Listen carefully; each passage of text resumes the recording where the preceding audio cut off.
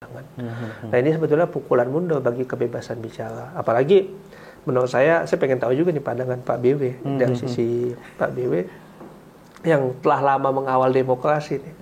Ini kemunduran juga kan? Kalau menggunakan kata mundur kamu terlalu sopan deh. Ini merosot ya. Wah, merosot. Jauh ya Pak ya. Merosot trot gitu.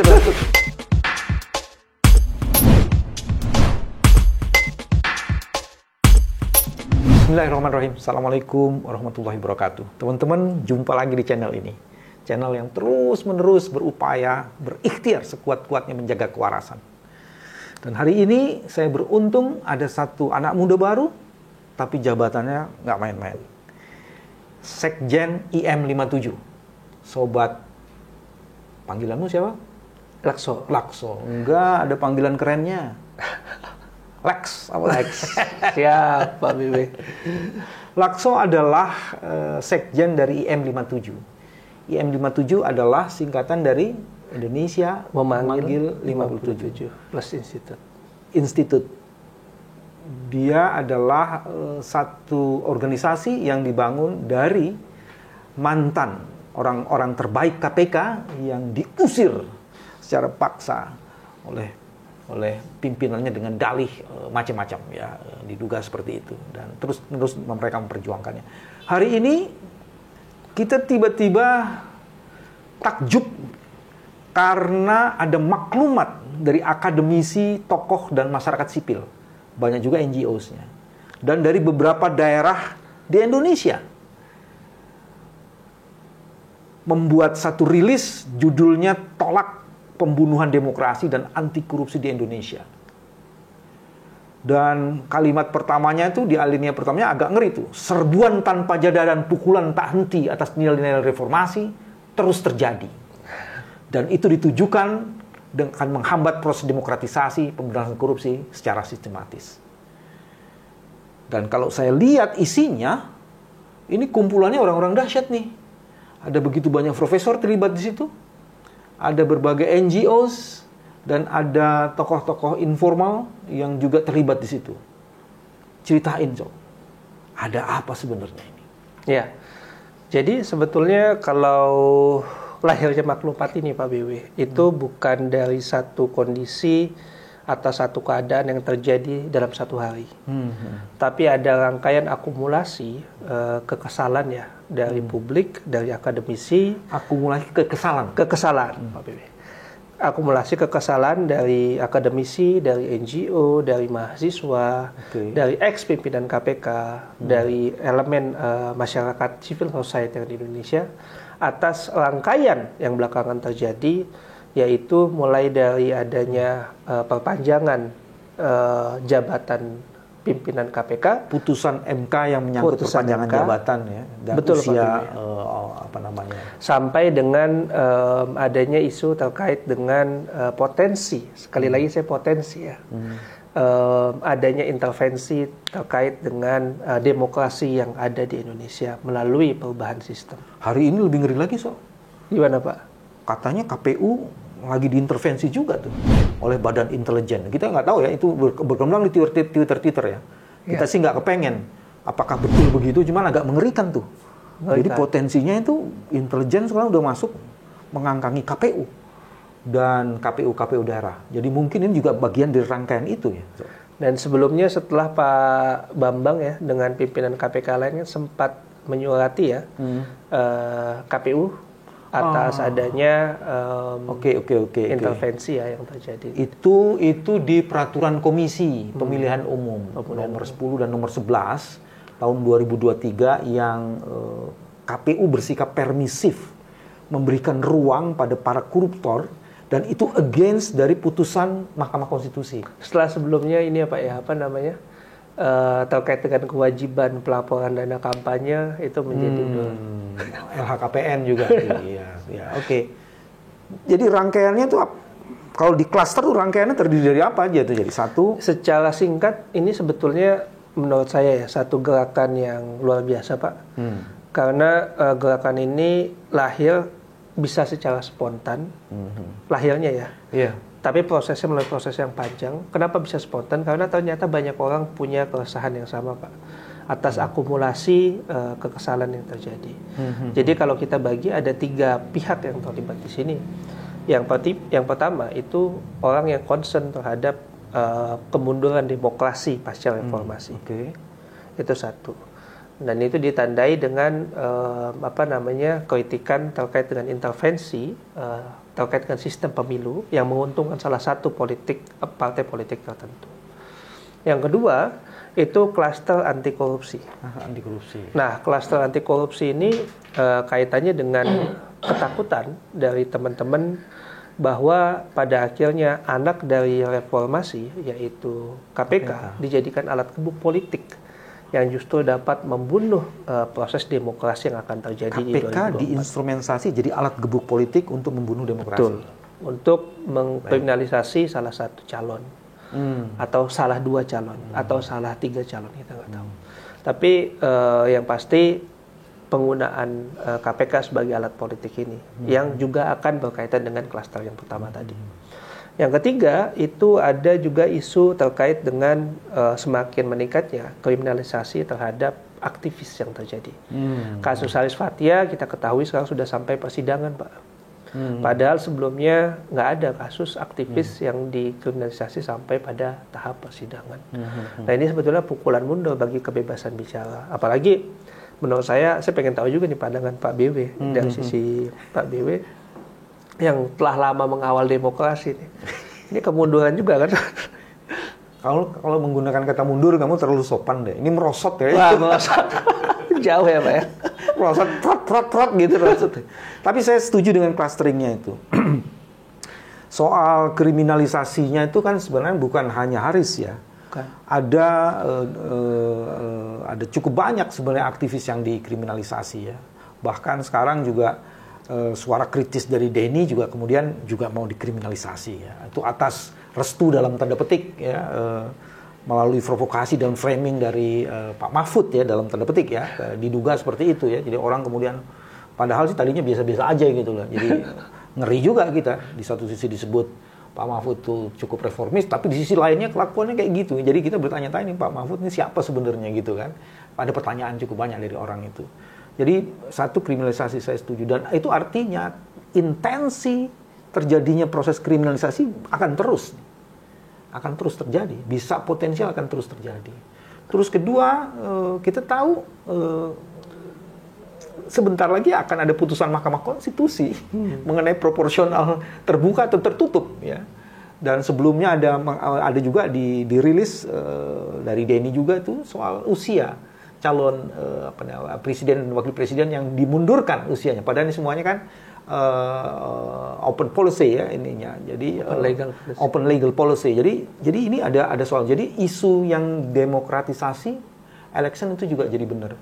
Jadi benar sekali. Yang paling mengerikan adalah ketika hukum tak mampu ditegakkan. Dan itu indikasinya terlihat dari berbagai tindakan yang diduga dilakukan. Sebagiannya oleh KPK yang dia menjadi instrumen tadi dalam istilah Larso itu penggebuk itu agak mengerikan tuh.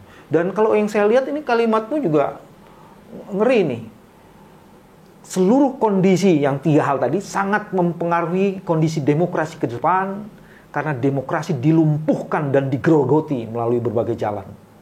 Isu mengenai putusan proporsional tertutup di Mahkamah Konstitusi berpotensi menguntungkan partai tertentu. Begitupun juga partisipasi publik dalam pemberantasan korupsi dan kebebasan bicara selama beberapa tahun ini kondisinya sangat memburuk. Jadi kalau dalam penilaian teman-teman IM 57 dan berbagai organisasi yang terlibat dan kemudian membuat maklumat ini, sejauh mana itu sebenarnya mengancam demokrasi, anti korupsi dan soal hal-hal lainnya yang berkaitan dengan election kita ke depan. Ya. Jadi sebetulnya maklumat ini dibuat melalui satu proses yang terbuka, Pak Piwi. Artinya bukan hanya kita hanya membantu memfasilitasi, dan yang memfasilitasi bukan hanya IM57, tapi banyak teman-teman lain yang dimasukkan oleh berbagai elemen yang terlibat dan punya concern terhadap minimal di 3 klaster tadi. Nah, kalau kita lihat kenapa kalimatnya begitu tajam, itu kan sebetulnya representasi dari tadi yang saya sebut di awal Pak BB, yaitu kekesalan, kejengkelan yang memuncak gitu ya. Jadi seolah-olah teman-teman ingin mengatakan bahwa berbuat sesuatu dong saat ini. Kalau enggak, kita akan kembali ke masa lalu. Jadi indikatornya apa Pak Bibi? Yang pertama itu adalah soal bagaimana penyelenggaraan pemilu tanpa adanya intervensi kekuasaan. Dalam hal ini independensi proses pemilihan umum. Nah, intervensi ini bisa banyak Pak Bibi. Kalau dalam fase Orba, dulu kan intervensi melalui kekuatan-kekuatan yang sifatnya intimidatif ya Pak Bibi. Jadi mulai dari ada penangkapan, mulai ada intimidasi fisik, dan lain-lain. Nah, kita takut yang sekarang independensi ini terjadi melalui hal yang seakan-akan lebih halus dalam penyebutan, tapi sebetulnya semakna dengan proses intimidasi terhadap pemilu, yaitu apa? Yaitu melalui proses kriminalisasi dan penggunaan, satu sisi kriminalisasi terhadap orang yang bersuara, dan sisi lain adalah penggunaan instrumen penegak hukum sebagai alat gebuk lawan politik. Nah, itu yang menurut saya indikator pertama. Indikator kedua itu adalah soal kebebasan bicara Pak Bibi. Dulu waktu fase Orba itu kan ketika menjelang pemilu, bukan hanya menjelang pemilu, sepanjang pemerintahan orang tidak bisa bebas untuk mengkritik atau menyampaikan pendapatnya terhadap kondisi yang ada. Dan ini mulai terjadi juga dengan sampainya Haris Fathia yang hanya menyampaikan hasil riset ke dalam proses pengadilan yang saat ini diadili di PN Jakarta Timur. Itu yang kedua. Indikator ketiga kalau kita bicara mengenai demokrasi adalah mengenai anti korupsi, Pak. Kenapa? Karena anti korupsi itu adalah enabling factors yang mempengaruhi bagaimana demokrasi berjalan. Anti korupsi ini kalau kita luaskan lagi tentu ada kolusi, ada juga nepotisme. Saya tidak usah menjelaskan lebih lanjut maksudnya ini kemana ya Pak ya. Tapi Pak Bibi sudah bisa membayangkan lah dari pelemahan organisasi yang ada ya dalam hal ini lembaga anti korupsi sampai dengan adanya dugaan konflik kepentingan antara pihak pengambil kebijakan dan instrumen yudikatif. Nah ini yang kita takutkan, semoga tidak terjadi dalam proses. Jadi dari 3 indikator itu kita menyimpulkan bahwa demokrasi akan terpukul sangat jauh dan kita takut kita kembali lagi ke fase sebelum reformasi. Dan ini semua di tahun politik. Di tahun politik, di mana kemudian intensitas mesin-mesin politik yang udah kerja dan kemudian itu terjadilah berbagai hal. Ada satu lagi sebenarnya satu fenomena yang kerap terjadi dan ini kurang ditangkap dan saya nggak ngelihat di maklumat itu sebenarnya. Tapi mungkin menarik untuk didiskusikan. Hampir di setiap ujung pemerintahan dalam periode 5 tahunan, itu dipaksakan masuk berbagai undang-undang oleh kepentingan dari the ruling party dan kelompoknya, kelompok-kelompok bisnis yang kemudian untuk melindungi kepentingan-kepentingannya dia atau memperluas akses dan political bargainingnya dia. Itu bisa terjadi. Kalau kemudian kita loncat sedikit ya, selain maklumat sistematis ya Pak Bibi. Ya, selain maklumat misalnya rancangan undang-undang omnibus kesehatan itu tidak bisa dilepaskan dari situ. Liberalisasi, kapitalisasi itu proses terjadi di situ tuh. Dengan apa yang disuarakan pemerintah dengan apa yang ada dalam undang-undang itu beda, itu rancangan undang-undang itu satu isu yang lain. Tapi kemudian pernyataan cawe-cawe dari presiden yang kemudian diperhalus oleh Seknek, tapi kemudian diambil alih oleh teman-teman PDP, memang presiden harus cawe-cawe. Itu saya menegaskan, you boleh melakukan intervensi dalam proses itu. Dan kalau benar Twitter yang berkembang hari ini misalnya, bahwa telah terjadi intervensi dari aparat intelijen terhadap lembaga penyelenggara pemilihan umum, ini sangat mengerikan sekali. Sebenarnya pertanyaannya nih, kita mau pemilu apa enggak sih? Kalau memang udah ada calon yang mau ditentukan, tentukan aja ini kerajaan apa demokrasi kan gitu kan, pertanyaan-pertanyaan itu kan. So dari situ sebenarnya apa yang kemudian ingin yang dijadikan misalnya. Kalau petisi kan pasti ada tuntutannya tuh. Kalau maklumat ada tuntutannya tuh. Saya lihat sih ada tuntutannya tuh. Apa sebenarnya tuntutan yang diinikan?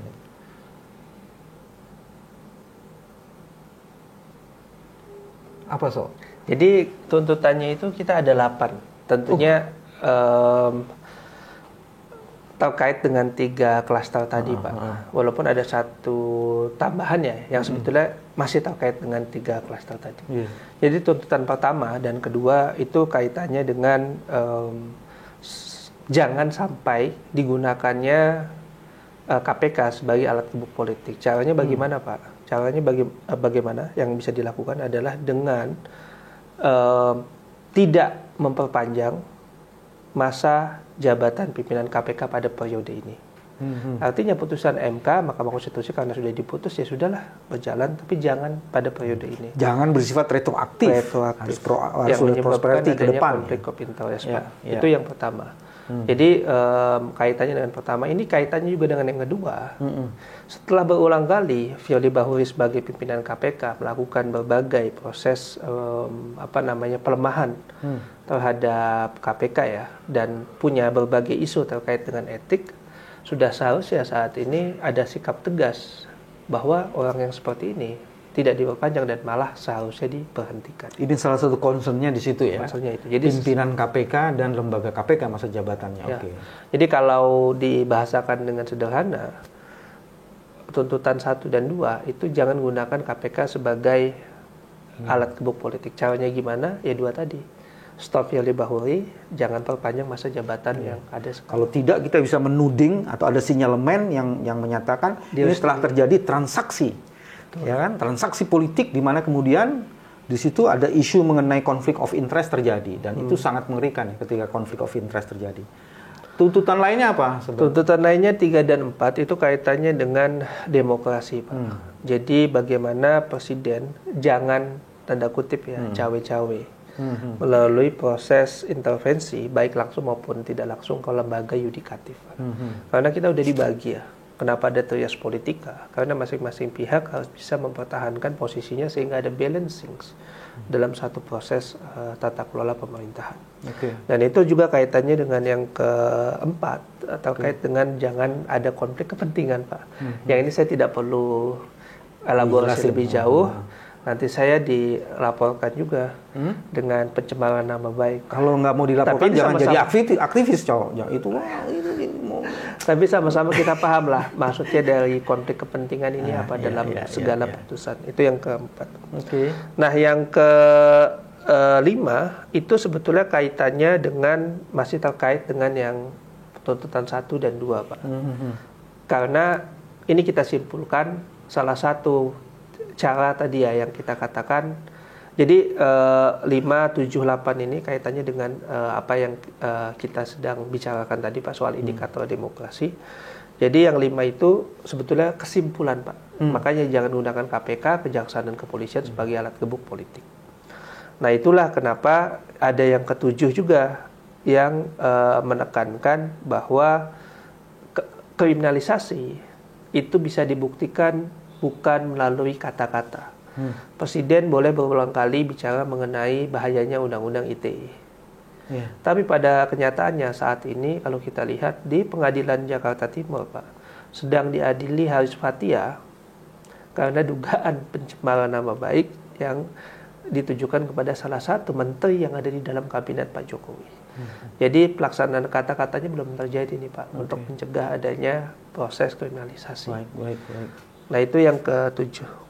Nah, sedangkan ke-8 itu kaitannya dengan independensi demokrasi tadi. Yaitu jangan ada segala intervensi terhadap MK dan KPU. MK dan KPU harus menunjukkan independensinya. Kalaupun ada plus itu terjadi di 6, Pak.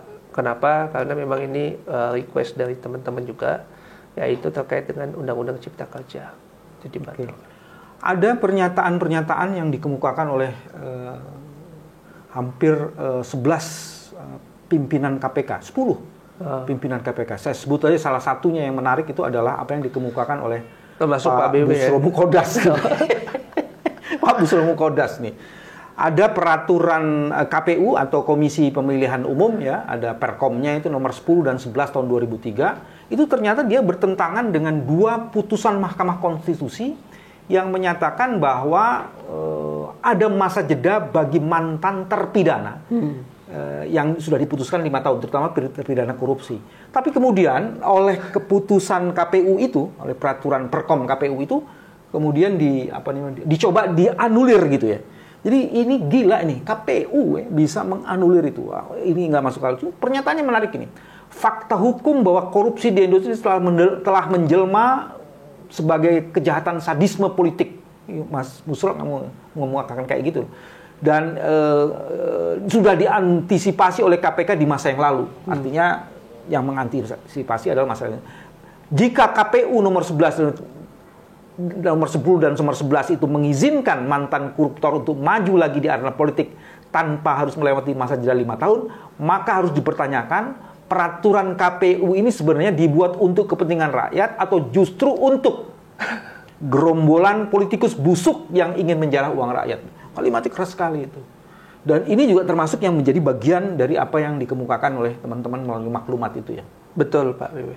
Jadi kalau kita bisa lihat sih sebetulnya kalau secara holistik pada saat proses rekrutmen tanda kutip ya, ketika dana kampanye tidak dibuka, ditambah lagi orang yang pernah melakukan korupsi boleh langsung mencalon, ini kan sebetulnya satu proses pengerusakan rekrutmen politik ya dalam proses election untuk memilih siapa yang menjadi wakil kita. Ini aja sudah rusak Pak. Apalagi nanti ketika jalan itu ada ketakutan terhadap intervensi yang dilakukan melalui lembaga penegak hukum. Jadi ini terjadi sistematis dari hulu ke hilir. Satu, impunitas melalui pelanggaran terhadap dua putusan Mahkamah Konstitusi melalui peraturan Komisi KPU nomor 10 dan 11 2023. Terus yang kedua adalah